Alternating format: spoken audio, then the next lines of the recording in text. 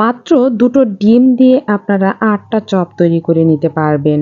বেসন এবং ডিম দিয়ে যে এতটা মজাদার চপ রেসিপি শেয়ার করেছি আজকে আপনাদের সাথে, এই রেসিপিটা তৈরি করাও খুবই সহজ আর খেতে হয় খুবই মজার।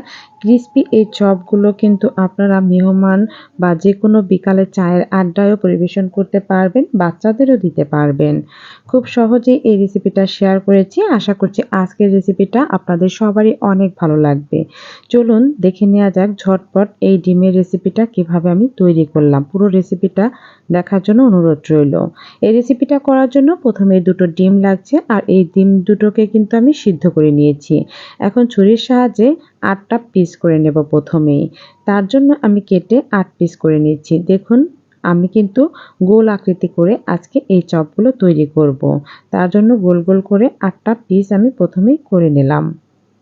এরপরে একটা মিক্সিং বোলের মধ্যে দিয়ে দিলাম আমি হাফ কাপ পরিমাণে পেঁয়াজ কুচি, দিয়ে দিলাম কিছু কাঁচামরিচ কুচি, হাফ চামচ পরিমাণ লাল মরিচের গুঁড়া, হাফ চামচ পরিমাণে ধনিয়া গুঁড়া, হাফ চামচ পরিমাণে ভাজা জিরে গুঁড়া, ১ চামচ পরিমাণে ধনিয়া গুঁড়া, হাফ চামচ পরিমাণে গরম মশলা গুঁড়া, স্বাদ মতো লবণ, ১ চামচ পরিমাণে আদা ও রসুনের পেস্ট, আর দিয়ে দিলাম সবশেষে ১ কাপ পরিমাণে বেসন। এখন হাত দিয়ে ভালো করে আমি কষলিয়ে মাখিয়ে নিচ্ছি।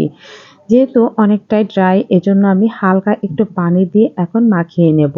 তবে হালকা পানি দিতে হবে, কারণ পেঁয়াজ থেকেও কিন্তু অনেকটা পরিমাণে পানি উঠে আসবে, এজন্য বেশি পরিমাণে পানি দেওয়া যাবে না।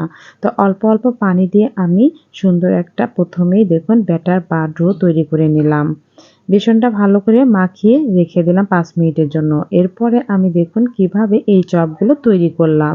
প্রথমে আঙুল দিয়ে চেপে চেপে আমি চ্যাপ্টা আকৃতি করে নিচ্ছি। চ্যাপ্টা আকৃতি হয়ে গেলে এর মাঝখানে দিয়ে দিতে হবে ১ টুকরো ডিম, যে ডিমটা আমি কেটে নিয়েছিলাম। এখন সাইডের বেসনগুলো তুলে দিয়ে ঢেকে দিতে হবে। আর এই চপগুলো কিন্তু আমি আগেও বলেছি গোল আকৃতি হবে। আজকে গোল গোল করে শেপ দিয়ে চপটা আমি তৈরি করে নেব। এই যে দেখুন একটা কিন্তু আমার চপের শেপ তৈরি হয়ে গিয়েছে। মানে ডিমের অংশটা কিন্তু পুরো বেসন এবং পেঁয়াজ দিয়ে ভালোভাবে ঢেকে দিতে হবে। আরও একটু আমি তৈরি করে দেখাচ্ছি তোমাদের বন্ধুরা কিভাবে আমি তৈরি করলাম।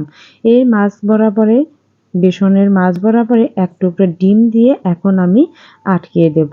তাহলে কিন্তু ঝটপট তৈরি হয়ে যাবে। এভাবে সবগুলো নাস্তারই কিন্তু আমি প্রথমেই দিয়ে নিচ্ছি, যাতে করে আমার ভাজতে খুবই সুবিধা হয় এবং খুব দ্রুতভাবে ভাজা হয়ে যায়।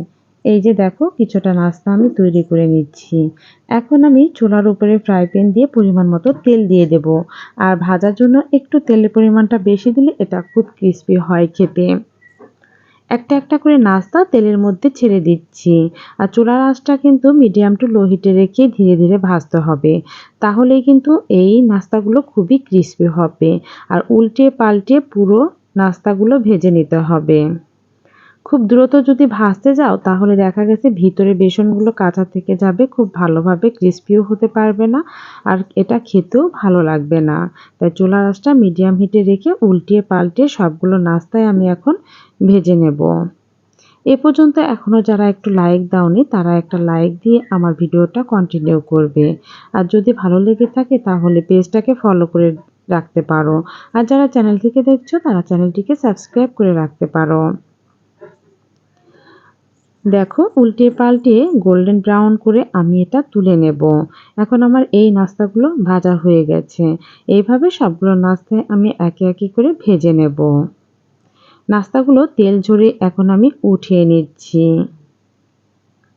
তৈরি হয়ে গেল ডিম এবং বেসন দিয়ে মজার এই নাস্তাটা। এই চপটা খেতে কিন্তু অসাধারণ লাগে। সসের সাথে তোমরা খেতে পারো, আবার এমনিতেও এটা খাওয়া যাবে। এটা খুবই সুস্বাদু হয়।